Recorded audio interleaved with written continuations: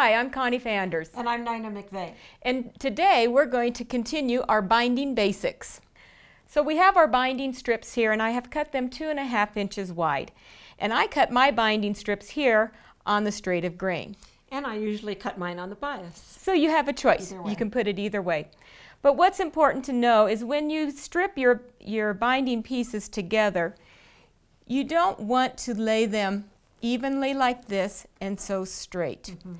Because what will happen is as you fold your binding, you're going to have an awful lot of bulk all in one place. And not only bulk, but a straight seam is easier to see than a mitered seam.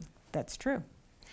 So what is best is to sew these together on the bias or at an angle. And so to do that, you're just going to lay the one piece over the other at your 90-degree angle. I always think of this as a picture frame. Oh, that's a good idea. If my binding is in a picture frame, then it's laid out correctly. And then I'll take my ruler and my chalk pencil. I'll draw a line. I'll pin these together so nothing shifts. And then I go to my sewing machine and stitch from corner to corner on top of my line. Then you can take and trim this to 1/4 of an inch. And so now we have a nice straight piece. Then you'll take and fold it in half, and then we'll be able to put it onto our quilt and continue what we did in part 1. And let's go back just a minute. When I trim this seam to 1/4 of an inch, I then press it open, and that eliminates the bulk. Oh, at perfect. that seam. Yes, very good. So now we're to our quilt, and I have already sewn on my binding here, and now we're ready to join our tails. So before I put the binding onto my quilt, I did cut this edge again at the 45-degree angle. And then when I started to sew, I came in at least 2 inches. So I started here, I went around my quilt, and now it's time to join these tails. To know exactly where to cut this, there's several different methods, and the one that I prefer to do is I leave this end down and I simply lay this one on top. I'm going to open up my binding slightly and lift it up, and you can see here where the tail of the first binding is.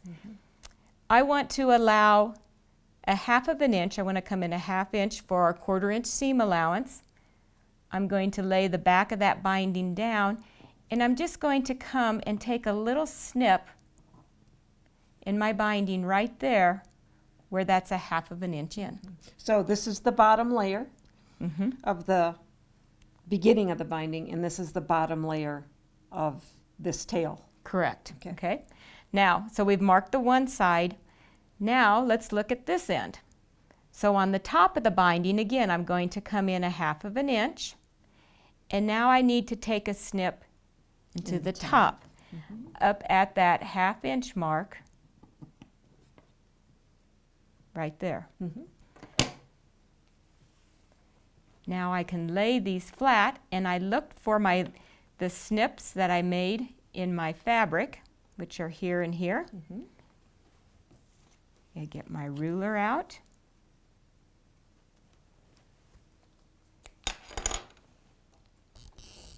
I draw my line, and I know where to cut. So now we'll cut the binding. Right on your marked line. Yes. And now it is cut at the exact same angle and 1/2 of an inch overlap on the binding. And now we're ready to sew these together with a 1/4 of an inch seam. So I'm going to go ahead and pin those together. And this will hold it in place until we get to our sewing machine. Do notice here when I started to pin, I left this little V here because our 1/4 of an inch point is right here where the two of those would meet. I'm going to stitch the seam allowance using my 1/4 of an inch patchwork foot,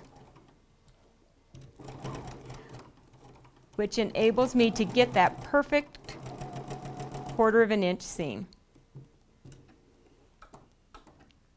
Are you ready to take a look and see how it turned out? Yes, let's take a look. Okay. So now I'm going to finger press this seam open.